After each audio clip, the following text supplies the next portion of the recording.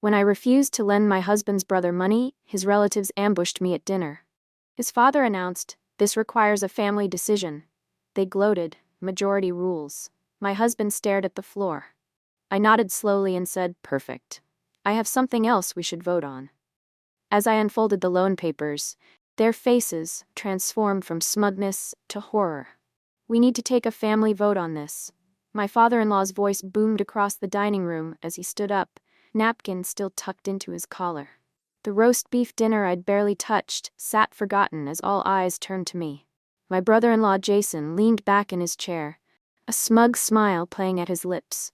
His business proposal, a vague investment opportunity requiring $30,000 of our money, lay open on the table between us.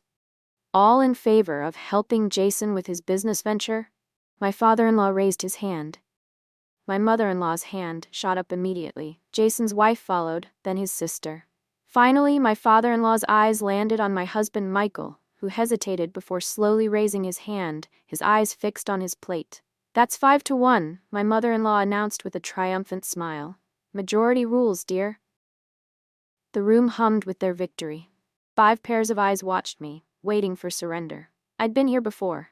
Outvoted, overruled, expected to comply with the family's wishes regardless of my own financial boundaries. But this time was different. I smiled, reached for my purse, and pulled out a folded document.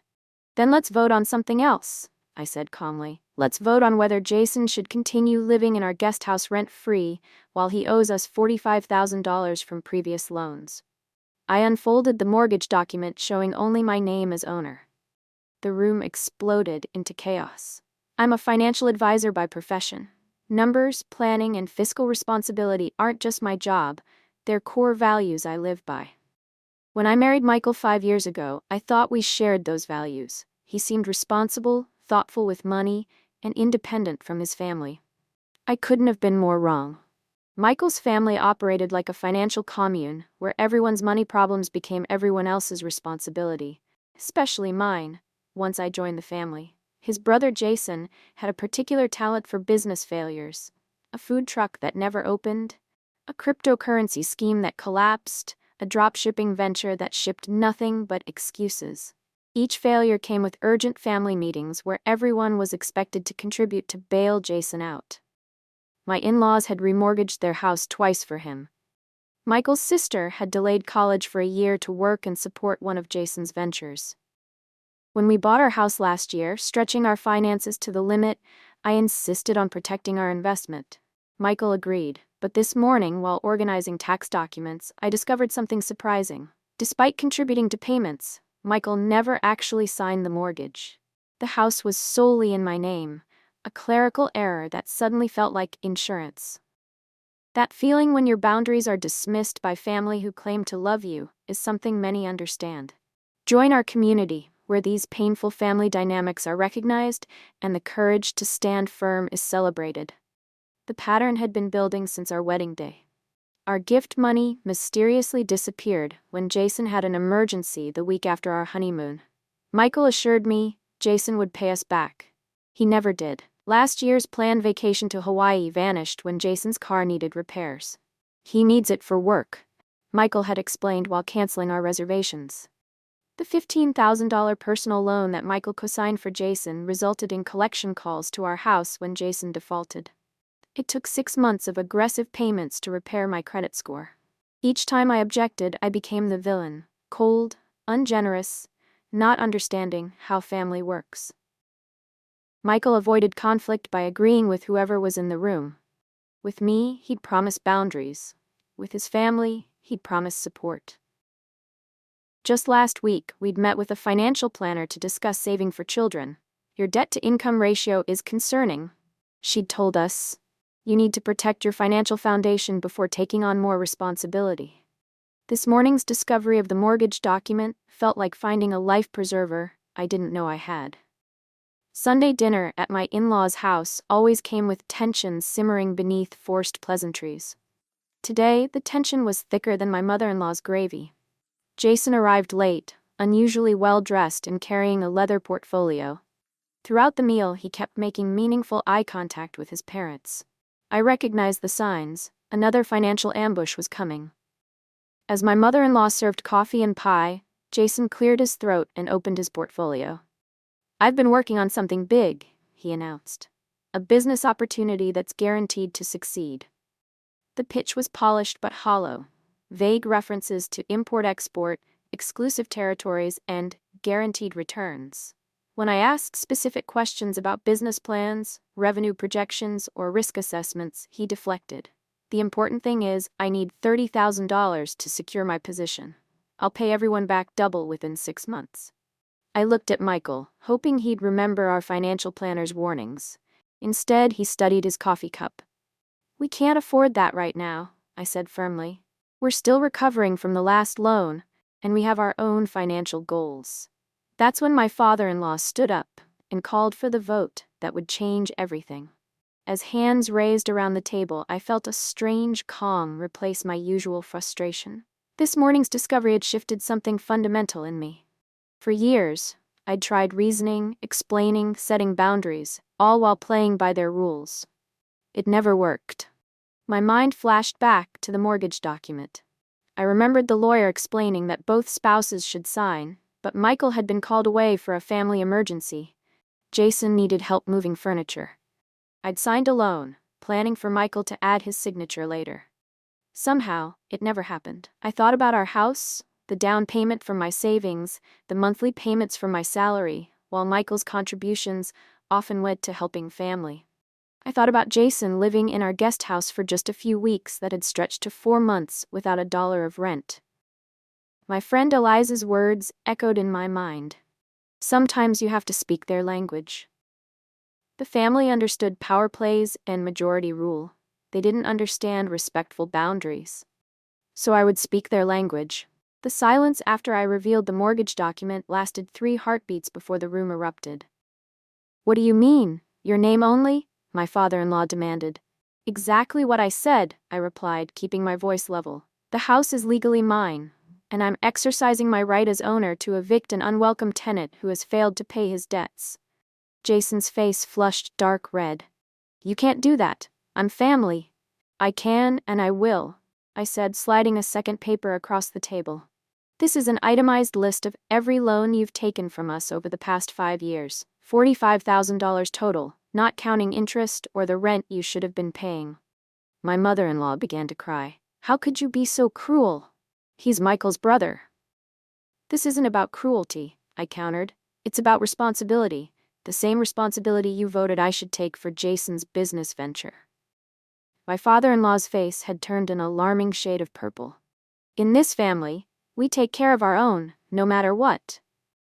"I agree," I said, "which is why I'm taking care of my household and my financial future, something no one at this table seems concerned about." Michael finally found his voice. "You never told me the house was only in your name. You never asked. You were too busy helping Jason move in without discussing it with me first." The truth, once unleashed, couldn't be contained. Years of resentment and entitlement poured out from all sides. "You've always had everything handed to you," Jason shouted. "Perfect job, perfect credit score, while I struggle to catch a break." "You've had more breaks than anyone I know," I replied, "each one funded by someone else's hard work." My mother-in-law dabbed at her tears. "Jason is sensitive. He needs more support than others. He's always been my special boy." "He's 34, I pointed out. "At what point does your support become enabling?" My father-in-law pounded the table. "Family stands together. Your generation doesn't understand loyalty." Michael surprised me by speaking up. "Dad, I've never been able to stand up to any of you. You've always made decisions for everyone, and we've all just gone along with it." The room fell silent at this unexpected rebellion. I gathered my papers and stood. "I'm not against helping family, but help doesn't mean enabling destruction. Jason has 2 weeks to either pay what he owes or move out.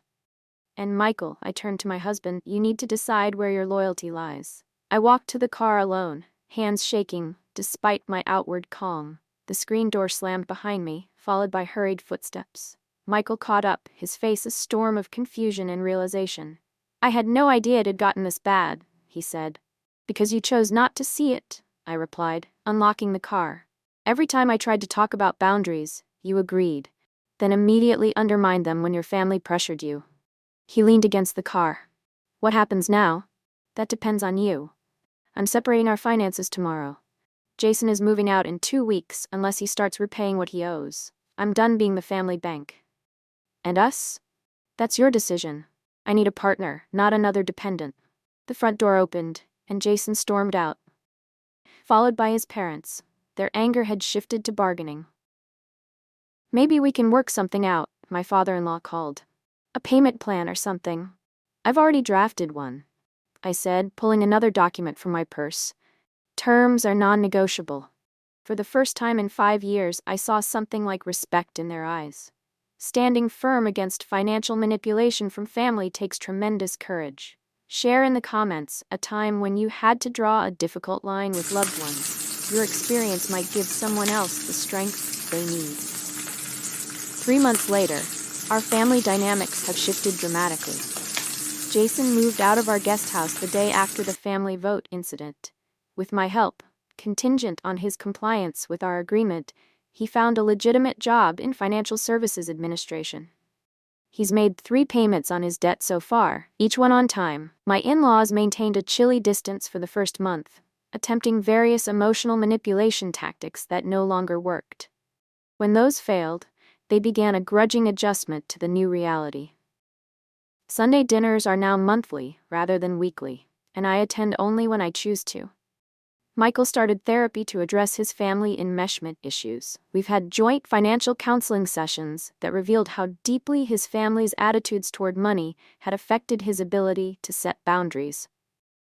We've created separate accounts with a joint household account that requires both signatures for withdrawals. The most surprising development came last week when Jason arrived for his monthly payment. Instead of the usual tense exchange, he handed over the check and said, "I've been looking at my credit report. It's a disaster. Would you be willing to help me figure out how to fix it?" I agreed, with clear boundaries about what help would look like. As we reviewed his finances, he admitted, "I never had to learn this stuff. Mom and Dad always fixed everything." "That wasn't fixing," I told him. "That was postponing." He nodded. "I get that now." The confrontation that day was necessary, though painful. Family relationships remain complex, but they're healthier now that honest communication has replaced enabling behaviors. Michael and I are stronger as a team, united in our boundaries and goals.